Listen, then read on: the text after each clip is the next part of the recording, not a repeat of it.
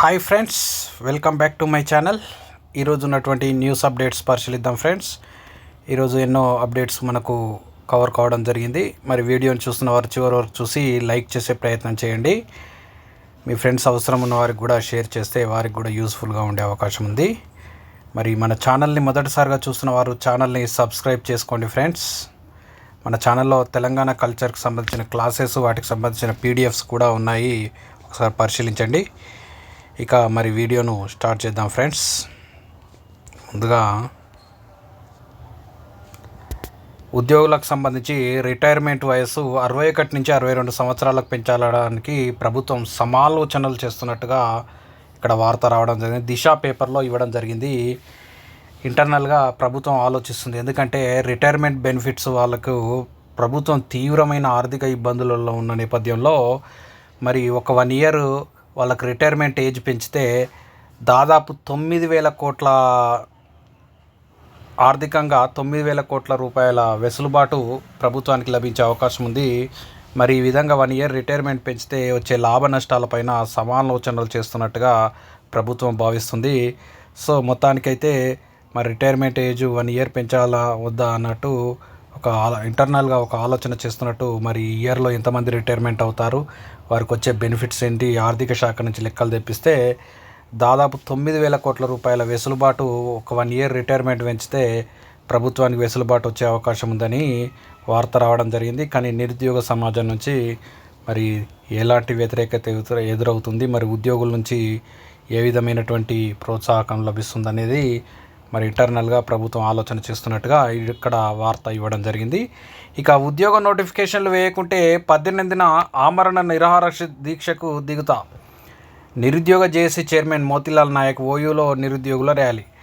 మరి notification June 2న నిరుద్యోగ సమాజం అంతా నోటిఫికేషన్ల పైన ఏమైనా ప్రకటనలు వస్తాయని భావించగా అసలు దానికి సంబంధించిన చర్చే లేకపోవడంతో నిరుద్యోగులు వారు అసంతృప్తి వ్యక్తం చేసి మరి నిన్న ఓయూలో ఆర్ట్స్ కాలేజీ నుంచి మన లైబ్రరీ నుంచి ఆర్ట్స్ కాలేజీ వరకు ఒక ర్యాలీ నిర్వహించి మరి ఒక ప్రకటన జారీ చేయడం జరిగింది. మరి నోటిఫికేషన్ లేకుంటే 18 నుంచి ఆమరణ నిరాహార దీక్ష దిగుతానని నిరుద్యోగ జేఏసీ చైర్మన్ మోతీలాల్ నాయక్ ప్రస్తావించినట్టుగా ఇక్కడ వార్త రావడం జరిగింది. ఇక నోటిఫికేషన్లు ఇవ్వకపోతే ఆమరణ దీక్షకు సిద్ధం. నిరుద్యోగ జేఏసీ అధ్యక్షుడు మోతీలాల్ నాయక్. కాంగ్రెస్ ప్రభుత్వం వెంటనే నోటిఫికేషన్లు ఇవ్వకపోతే ఆమరణ నిరాహార దీక్షకు సిద్ధమని ప్రకటించారు నిరుద్యోగ JAC chairman Motilal Naik. June 2 Telangana ఆవిర్భావ దినోత్సవం రోజున నోటిఫికేషన్ల ప్రస్తావన ఉంటుందని ఆశపడ్డామని, కానీ ప్రభుత్వం తమ ఆశలపై నీళ్లు చల్లిందని విమర్శించారు. ఇక నోటిఫికేషన్ల కోసం నిరుద్యోగుల యుద్ధం.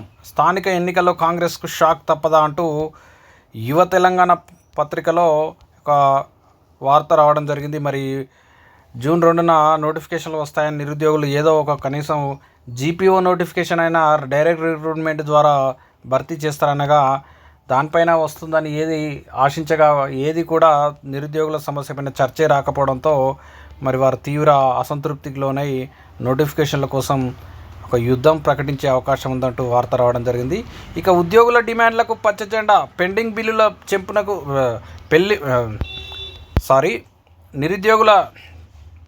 ఉద్యోగుల డిమాండ్లకు పచ్చజెండా, పెండింగ్ బిల్లుల చెల్లింపునకు గ్రీన్ ఛానల్. రేపు కేబినెట్ భేటీలో నిర్ణయం. ఒక డిఏకు సుముఖం, రెండో డిఏపై చర్చ. ఆర్థికేతర అంశాల్లో దాదాపు అన్నిటిపైన సానుకూలమే. ఏటా సాధారణ బదిలీలకు సుముఖత. రైతు భరోసా, రైతు బీమా, బోనస్లపై చర్చ. యువ వికాసంపై చర్చించిన మంత్రిమండలి. ఉద్యోగులు, యువత, రైతుల ఆశలన్నీ ఈ భేటీపైనే. మరి రేపు కేబినెట్ భేటీ సందర్భంగా ఉద్యోగుల సమస్యలపైన ప్రధానంగా చర్చించనున్నది.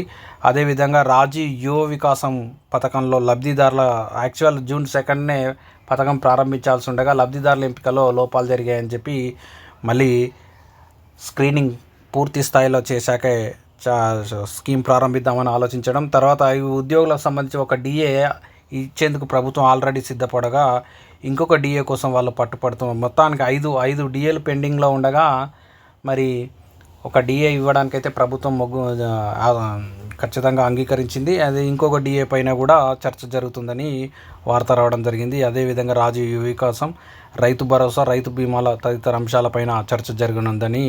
ఇక ఆర్థికేతర అంశాలైనటువంటి ఉద్యోగుల ట్రాన్స్ఫర్స్ కానీ, తర్వాత 5 అంశాలపై ఎజెండా, బనకచర్లపై కేంద్రానికి మళ్ళీ ఫిర్యాదు చేసే అంశంపై చర్చ, కాళేశ్వరంపై ఎన్డీఎస్ఏ నివేదికకు ఆమోదముద్ర, నిర్మాణ సంస్థలపై చర్యలకు సిఫార్సు చేసే అవకాశం, వానాకాలం పంటలు, రాజీవ్ యువ వికాసం, కొత్త రేషన్ కార్డు సహా అనేక కీలక అంశాలపైన సమాలోచన చేయనున్నట్టు వార్త రావడం జరిగింది.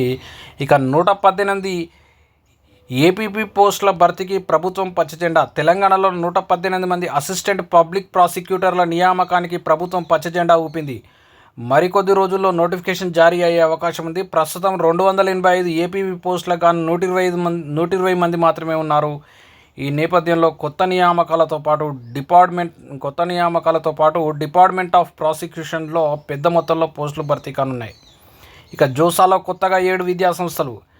జాయింట్ సీట్ అలొకేషన్ అథారిటీ కౌన్సిలింగ్లో ఈసారి కొత్తగా కేంద్ర రాష్ట్ర ప్రభుత్వాల ఆర్థిక సహకారంతో నడిచే సాంకేతిక విద్యా సంస్థలు 7 చేరాయి. ఈ నేపథ్యంలో గత ఏడాది ఐఐటీలు, ఎన్ఐటీలు, IIIటీలు ఉండగా జిఎఫ్టీలు కలిపి 121 సంస్థలు ఉండగా ఈసారి వాటి సంఖ్య 128కి చేరింది. అవన్నీ ఉత్తరాదిలోనే ఉన్నాయంటూ వార్త రావడం జరిగింది. ఇక పుస్తకాలు లేని చదువు ఇప్పటికీ పూర్తవని ఇంటర్ పాఠ్య పుస్తకాల ముద్రణ. మరి ఇంటర్మీడియట్కు సంబంధించిన కళాశాలలు జూన్ 1 నుంచే ప్రారంభం కాగా ఇంతవరకు ఆ టెక్స్ట్ బుక్సే ప్రింట్ కాలేదట. దాదాపు నెలన్నర పాటు ఉత్త చేతులతోటే కాలేజీకి వెళ్ళాల్సిన పరిస్థితి ఉంటుందని, మరి ఇంటర్మీడియట్లో బుక్సే ప్రింట్ కాలేదట. మరి తెలుగు అకాడమీలో పాలన అస్తవ్యస్తంగా ఉందంటూ వార్త రావడం జరిగింది. ఇక నీట్ యూజీ ప్రైమరీకి విడుదల. జూన్ 14న రిజల్ట్స్. నీట్ యూజీ ప్రాథమికకి మంగళవారం విడుదలైంది. వైద్య విద్యల్లో ప్రవేశాలకు మే 4న National Testing Agency NEET UG పరీక్ష నిర్వహించిన విషయం తెలిసిందే. నీట్ యూజీ ప్రొవిజనల్కి విడుదల చేశాక అభ్యర్థుల ఓఎంఆర్ పత్రాలను వారి ఈమెయిల్ ఐడీలకు పంపించడం జరిగిందట. ఇక మళ్ళీ నీట్ నిర్వహణ కుదరదు, మద్రాస్ హైకోర్టుకు తెలిపిన కేంద్రం.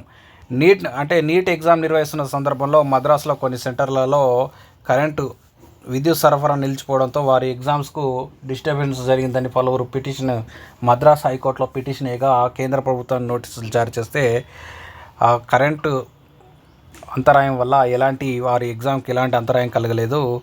సో మళ్ళీ ఎగ్జామ్ నిర్వహణ కుదరదని వాళ్ళు కేంద్ర ప్రభుత్వం మద్రాస్ హైకోర్టుకు సమాధానం ఇచ్చిందంటూ వార్త ఇవ్వడం జరిగింది. ఇక నీట్ పీజీ 2025ను ఆగస్టు 3న నిర్వహిస్తాం. సుప్రీంకోర్టు అనుమతి కోరిన ఎన్బిఈ. దేశవ్యాప్తంగా ఒకే షిఫ్ట్లో నీట్ పీజీ 2025 నిర్వహించాలన్న సర్వోన్నత న్యాయస్థానం ఆదేశాల నేపథ్యంలో జూన్ 15న నిర్వహించదలసిన ఈ పరీక్షను వాయిదా వేయాలని నేషనల్ బోర్డ్ ఆఫ్ ఎగ్జామినేషన్ నిర్ణయించింది. ఇక ఒకే షిఫ్ట్లో సుమారు 2.43 లక్షల మంది విద్యార్థులకు పరీక్ష నిర్వహించాలంటే కేంద్రాల సంఖ్యతో పాటు ఇతర మౌలిక సదుపాయాలను భారీగా పెంచాల్సి ఉంటుందని ఎన్బిఈ తెలిపింది. ఇందుకు గాను మరింత సమయం కావాలని సుప్రీంకోర్టుకు విజ్ఞప్తి చేసింది. పరీక్ష నిర్వహణకు సాంకేతిక భాగస్వామిగా ఉన్న Tata Consultancy Services Limited August 3న నీట్ పరీక్షను నిర్వహించాలని నిర్ణయించినట్టుగా వార్త రావడం జరిగింది. ఉద్యోగ సమస్యలు, యువ వికాసంపై దృష్టి. రేపు మంత్రివర్గ సమావేశం.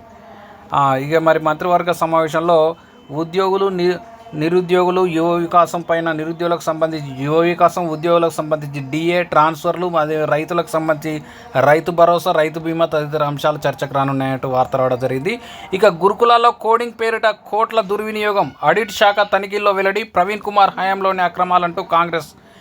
ఇది ఒక రాజకీయ వార్త, మనకు సంబంధం లేదండి. గురుకులాల్లో అక్రమాలు జరిగాయని, ప్రస్తుత గురుకులాలు సరిగా నడుస్తలేని, గత ప్రభుత్వంలో అక్రమాలు జరిగాయని ప్రస్తుత ప్రభుత్వం మరి ఒకరొక దుమ్మెత్తి పోసుకుంటారు. మనకు సంబంధం లేదు. మనం ఏమన్నా నిరుద్యోగ వార్తలకే పరిమితమైదాం. ఈ ఏడాది 4 తెలంగాణ పబ్లిక్ స్కూళ్ళు. 2 జిల్లాల్లో పైలట్ ప్రాజెక్ట్ కింద ఎంపిక. ఒక్కో స్కూల్కు 12 కోట్లు ఖర్చు చేయనున్న సర్కార్. స్టూడెంట్లకు ఫ్రీ ట్రాన్స్పోర్ట్ సహా టిఫిన్, లంచ్, స్నాక్స్. వచ్చే నెలలో ప్రారంభానికి విద్యాశాఖ ఏర్పాట్లు. విద్యారంగంలో విప్లవాత్మక మార్పుల దిశగా రాష్ట్ర ప్రభుత్వం మరో ముందడుగు వేసింది. తెలంగాణ విద్యా కమిషన్ సిఫార్సుల మేరకు ఈ విద్యా సంవత్సరంలోనే తెలంగాణ పబ్లిక్ స్కూళ్లను ప్రారంభించనుంది. పైలట్ ప్రాజెక్ట్ కింద రంగారెడ్డి, నాగర్ కర్నూలు జిల్లాలో 4 స్కూళ్లను స్టార్ట్ చేసేందుకు రంగం సిద్ధం చేసింది. వచ్చే నెలలో ఈ స్కూళ్లను ప్రారంభించేందుకు ఏర్పాట్లు జరుగుతున్నాయి. రాష్ట్రంలో విద్యా వ్యవస్థను బలోపేతం చేయడానికి, ప్రత్యేకించి గ్రామీణ ప్రాంతాల్లో అంతర్జాతీయ ప్రమాణాలతో కూడిన క్వాలిటీ ఎడ్యుకేషన్ అందించేందుకు ప్రభుత్వం నిర్ణయించింది. దీనికి అనుగుణంగా తెలంగాణ విద్యా కమిషన్ ప్రభుత్వానికి పలు సిఫార్సులు చేసింది. నర్సరీ నుంచి ఇంటర్ వరకు తెలంగాణ పబ్లిక్ స్కూల్స్, నర్సరీ నుంచి 2వ తరగతి వరకు తెలంగాణ ఫౌండేషన్ స్కూల్ ఏర్పాటు చేయాలని నిర్ణయించిన సంగతి మనకు తెలిసిందే. ఇక కొత్త జూనియర్ లెక్చరర్లకు ట్రైనింగ్ ఈ వారంలో నిర్వహించేందుకు ప్రభుత్వ నిర్ణయం. ఎంసీహెచ్ఆర్డీలో దశల వారీగా 3 రోజుల పాటు ట్రైనింగ్. ప్రభుత్వ జూనియర్ కాలేజీలకు వచ్చిన కొత్త లెక్చరర్లకు ట్రైనింగ్ ఇవ్వాలని ఇంటర్మీడియట్ కమిషన్ అధికారులు నిర్ణయించారు. టీజీపీఎస్సీ ద్వారా నియమితులైన 12 మందికి 3 రోజుల ట్రైనింగ్ అందించేలా షెడ్యూల్ రెడీ చేస్తున్నారు. హైదరాబాద్లోని ఎంసీహెచ్ఆర్డీలో ఈ ట్రైనింగ్ అందించనున్నారు. ఈ వారంలోనే ట్రైనింగ్ ఆరంభించాలని అధికారులు డిసైడ్ అయ్యారు. 1200 మందికి ఒకేసారి కాకుండా దశల వారీగా ట్రైనింగ్ ఇవ్వనున్నారు. ఇక కాంట్రాక్ట్ అధ్యాపకులకు టైం స్కేల్ అమలు చేయాలి. ప్రభుత్వ వర్సిటీల్లో పనిచేస్తున్న కాంట్రాక్ట్ అధ్యాపకుల సమస్యలను పరిష్కరించాలని AP federation of university teachers association రాష్ట్ర అధ్యక్షుడు కోడి అర్జునుడు డిమాండ్ చేస్తున్నారనేది ఏపీకి సంబంధించిన వార్త.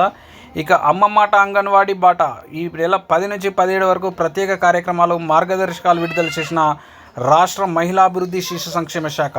అంగన్వాడీలను బలోపేతం చేసేందుకు రాష్ట్ర మహిళాభివృద్ధి శిశు సంక్షేమ శాఖ వినూత్న కార్యక్రమాలకు శ్రీకారం చుట్టింది.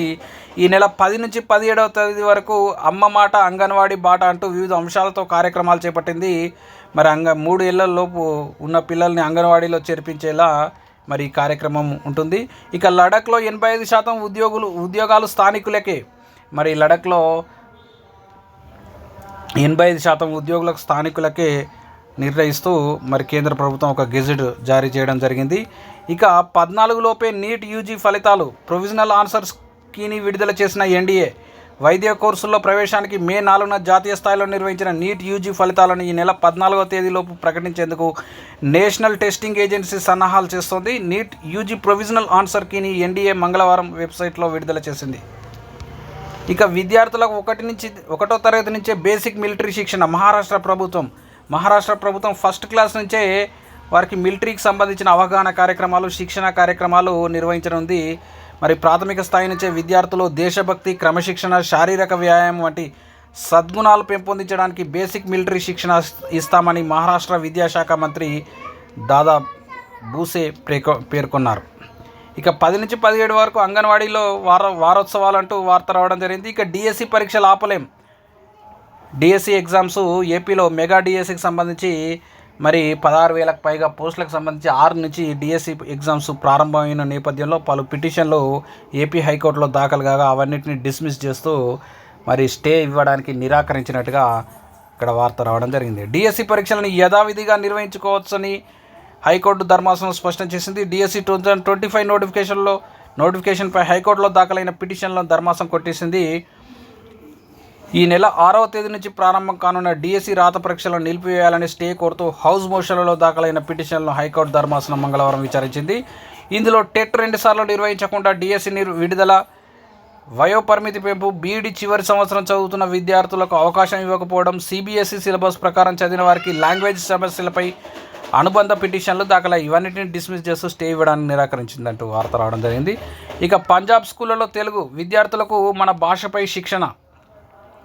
పంజాబ్ రాష్ట్రంలోని ప్రభుత్వ పాఠశాలల్లో విద్యార్థులకు తెలుగు ఓనమాలు నేర్పించి పాఠాలు బోధించారు. కేంద్ర విద్యాశాఖ ఆదేశాల మేరకు దేశంలోని అన్ని సర్కారీ బడుల్లో నిర్వహించిన భారతీయ భాష వేసవి శిబిరాల్లో భాగంగా పంజాబ్ విద్యార్థులకు తెలుగు భాష ప్రాథమిక అంశాలను నేర్పించారు. ఇక నీట్ వాయిదాలను వ్యతిరేకిస్తున్నాం. ఎస్ఎఫ్ఐ రాష్ట్ర అధ్యక్షుడు రజనీకాంత్. నీట్ పరీక్ష వాయిదాలను ఎస్ఎఫ్ఐ తీవ్రంగా వ్యతిరేకిస్తుందని వెంటనే కొత్త తేదీని ప్రకటించాలని ఎస్ఎఫ్ఐ రాష్ట్ర అధ్యక్షుడు ఎస్ రజనీకాంత్ డిమాండ్ చేశారు. మంగళవారం ఆయన మీడియాతో మాట్లాడుతూ ఈ నెల 15న నీట్ పీజీ ఎగ్జామ్ ఉంటుందని 4 నెలల కిందటే ప్రకటించారని గుర్తు చేశారు. అయితే ఆ పరీక్ష వాయిదా వేస్తున్నట్టు నోటిఫికేషన్ జారీ చేశారని, ఇలా చివరి నిమిషాల్లో వాయిదా వేస్తే అభ్యర్థులపై అదనం భారం పడుతుందని వాపోయారు. ఇక పోలీసు ఉద్యోగాల్లో అగ్నివీరులకు 20% రిజర్వేషన్. భారతదేశంలో కేంద్ర ప్రభుత్వం 2022లో అగ్నిపథ్ పథకాన్ని ప్రారంభించిన విషయం తెలిసింది. ఈ పథకంలో భాగంగా అగ్నివీర్ సైన్యం, నౌకాదళం, వైమానిక దళాల్లో నియామకాలు. అయితే అగ్నివీర్లో చేరినటువంటి అభ్యర్థులకు ఉత్తరప్రదేశ్ ప్రభుత్వము ఏం చేసిందంటే పోలీసు ఉద్యోగాల్లో 20% రిజర్వేషన్ కల్పించిందండి. ఇక ఎస్సీ గురుకులాలపై బురద చల్లే ప్రయత్నం. ఇక ఎస్సీ గురుకులాలపై సెక్రటరీ అలుగు వర్షినిపై వస్తున్నటువంటి విమర్శలను ఆమె తిప్పికొడుతూ ఒక ప్రెస్ మీట్ రిలీజ్ చేయడం జరిగింది. ఇక 16న ఇంటర్ అడ్వాన్స్డ్ సప్లిమెంటరీ రిజల్ట్స్. ఈ నెల 16న ఇంటర్ అడ్వాన్స్డ్ సప్లిమెంటరీ రిజల్ట్స్ విడుదల చేస్తున్నట్టు వార్త రావడం జరిగింది. మరి మూల్యాంకనం అనేది తుది దశకు 10 నాటికి ముగిసే అవకాశం ఉందంటూ వార్త రావడం జరిగింది. ఇక నీట్ యూజీ పరీక్ష ప్రిలిమినరీ కీ విడుదల, రేపటి వరకు అభ్యంతరాలు తెలిపేందుకు అవకాశం. ఇక నటుడు కమల్ హాసన్పై హైకోర్టు ఆగ్రహం, మీరేమైనా చరిత్రకారులు అనుకుంటున్నారా? ప్రజల మనోభావాలను దెబ్బతీసే హక్కు మీకెక్కడిది? క్షమాపణలు చెప్పలేని వారు చిత్రం ఆపొద్దని అడగడం ఏంటి? ఆయన ఒక చిత్రం పేరేదో ఉండే, నాకు ఐడియా లేదు. థగ్ లైఫ్ అనే సినిమా కర్ణాటకలో రిలీజ్ చేయడానికి ఆగిపోయింది. ఎందుకంటే ఆయన ఒక వివాదాస్పద వ్యాఖ్యలు చేయడం జరిగింది. కన్నడ భాష అనేది సంస్కృతం తమిళం నుంచి పుట్టిందని ఆయన వ్యాఖ్యానించిన నేపథ్యంలో మరి అక్కడ కన్నడలో తీవ్ర ఆందోళన నేపథ్యంలో అక్కడ సినిమా రిలీజ్ కాలేదు. హైకోర్టు మరి ఆయన క్షమాపణలు చెప్పనంటే హైకోర్టు సీరియస్ అయిందంటూ వార్త రావడం జరిగింది. ఇక రాజీవ్ యువ వికాస రుణాల మంజూరు వాయిదాలతో నైరాశ్యంలో నిరుద్యోగ యువత. రాజీవ్ యువ వికాస పథకం జూన్ 2న అధికారికంగా ప్రారంభించాల్సి ఉండగా లబ్ధిదారుల ఎంపికలో అనేక మంది అనర్హులు ఉన్నారంటూ మరి ఆ లిస్టు పక్కకు పెట్టి మళ్ళీ పూర్తి స్థాయిలో డెప్త్ పరిశీలన తర్వాత స్టార్ట్ చేద్దామని పక్కన పెట్టారు. అంతేకాకుండా వారికి సంబంధించిన ఫండ్ అనేది 4 లక్షల నుంచి ₹1,00,000 50,000కు తగ్గించడంతో నిరుద్యోగ యువత తీవ్ర నిరాశలో ఉన్నట్టు వార్త రావడం జరిగింది. ఇక జియో 8ను సవరించి అంగన్వాడీ ఉద్యోగులందరికీ వర్తింపజేయాలి. జియో 8ను అంటే ఇటీవల రిటైర్మెంట్ బెనిఫిట్స్ పెంచుతూ ప్రభుత్వం జియో 8ను రిలీజ్ చేసింది. అయితే ఈ బెనిఫిట్స్ అనేది 2024 జూలై 1 తర్వాత రిటైర్మెంట్ అయిన 10,000 మంది అంగన్వాడీలకు కూడా వర్తింపజేయాలని వారి యొక్క anganwadi teachers and welfare helpers union రాష్ట్ర ప్రధాన కార్యదర్శి జయలక్ష్మి డిమాండ్ చేశారంటూ వార్త రావడం జరిగింది. ఇంతటితో ఈరోజు ఉన్నటువంటి న్యూస్ కవర్ చేయడం జరిగింది. ఫ్రెండ్స్, వీడియోని చూసిన వారు సబ్స్క్రైబ్ చేసుకోండి, మన ఛానల్ని సపోర్ట్ చేయండి.